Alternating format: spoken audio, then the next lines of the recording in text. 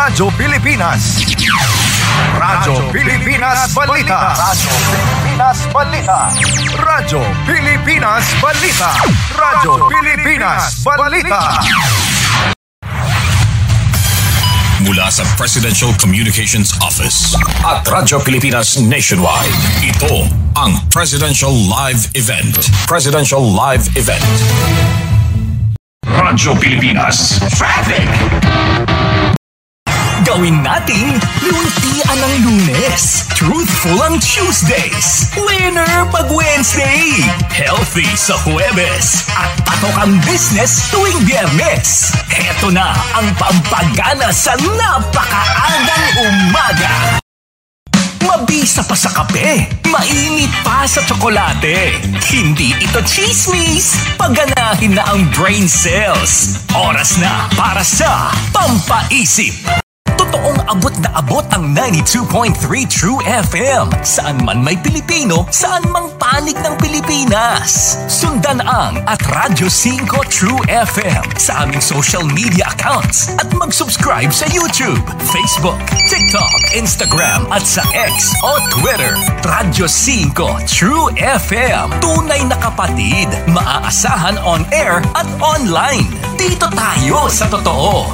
Dito tayo sa totoo.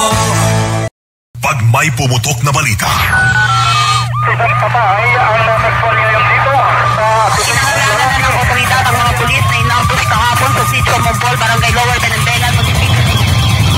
nakatutok, dinidetalye bawat kaganapan. Walang organisadong grupo ang nasa likod sa sunod-sunod nangyari pa mas hindi totoong liliit ang teritoryo ng Pilipinas sa ilalim ng United Eksklusibo sa inyong mga radyo. Eksklusibo. Yan ang Tatak RMN. In a country with 7,107 islands and over 110 million people. RMN! All the time, RMN kami.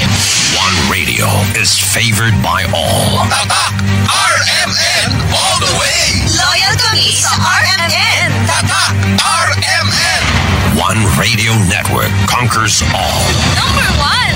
In the latest KBP Kantar official survey, Radyo Mo nationwide retains its dominance all over the land. Remains to be the overall official number one. Daghang salamat sa inyong suporta. Ang inyong pagtitiwala ay ang aming inspirasyon sa patuloy naming pagbibigay sa inyo ng walang kapantay na serbisyo ngayon at sa mga darating pang pagkakataon. Maraming salamat po.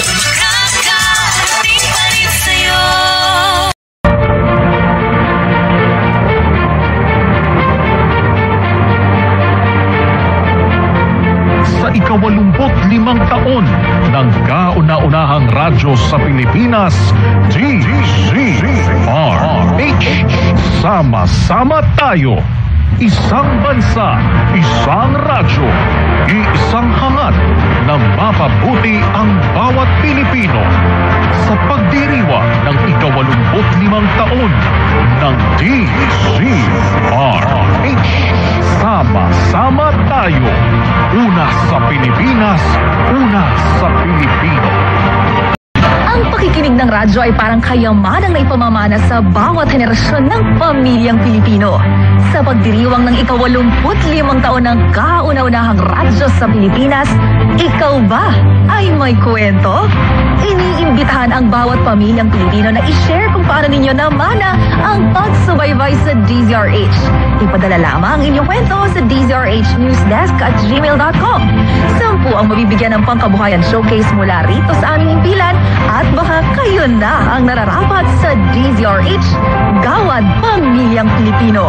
Dahil saan mang sulok ng mundo, nagpapatuloy ang kwento ninyo. DZRH, una sa Pilipinas, una sa Pilipino. Uy, Mare, nandyan daw ang Win Radio? Oy, pare, andito daw ang Win Radio. Saan? Ang Win Radio andito! Matapos maghatid ng fun day na saya at ligaya sa inyong lugar, ang Win Radio Team susugod naman sa inyong mga pamilihan at terminal para maghatid ng panalong saya at ligaya. Abangan ang 91.5 Win Radio Team sa inyong palengke at terminal. Baka ikaw na ang makapag-uwi ng bongga at panalong papremyo. Win Radio Fun Day sa palengke at terminal.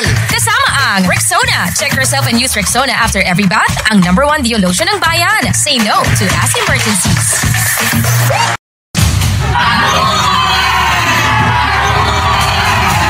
Araw ng Kalayaan. Naway maging inspirasyon ng bawat Pilipino ang araw na ito upang ipagpatuloy ang pagpupunyagi tungo sa pagkakaisa at pakikipagtulungan sa sambayanan tungo sa magandang bukas, sa isip, sa salita at sa gawa. Nakikiisa ang 91.5 Win Radio sa pagdiriwang ng ika-126 na taong anibersaryo ng ating Araw ng Kalayaan. Sa mga bayani noon na buong tapang ipinaglaban ang kasarinlan. Mabuhay ang Republika! At ang mga bayani ngayon na patuloy ang pagwawagayway sa bandila ng Pilipinas. Ang DCXL News 558 kHz ay sumasaludo at nagpapasalamat sa inyong kabayanihan. Maligayang Araw ng Kalayaan. Sa mga bayani noon na buong tapang ipinaglaban ang kasarinlan. Mabuhay ang Republika! Ang mga bayani ngayon na patuloy ang pagwawagayway sa bandila ng Pilipinas. Ang RMN Networks ay sumasaludo at nagpapasalamat sa inyong kabayanihan. Maligayang Araw ng Kalayaan. Mabuhay ang kalayaan! Mabuhay ang Pilipinas! Sakripisyo, katapangan, at pagmamahal sa bayan ang sandata ng ating mga bayani para makamit ang kasarinlang tinatamasa natin.